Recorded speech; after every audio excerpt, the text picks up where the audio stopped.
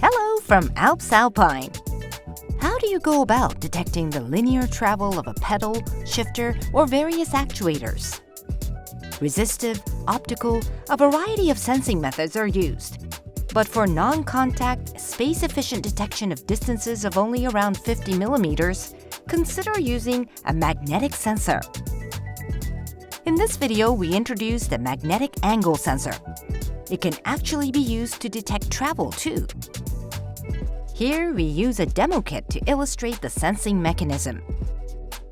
We see that a linear stroke is detected from changes in magnetic resistance.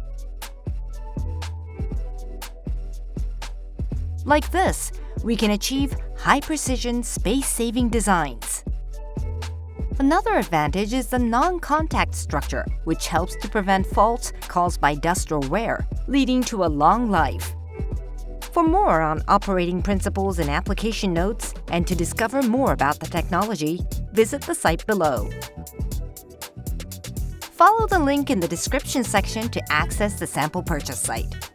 Please direct inquiries here.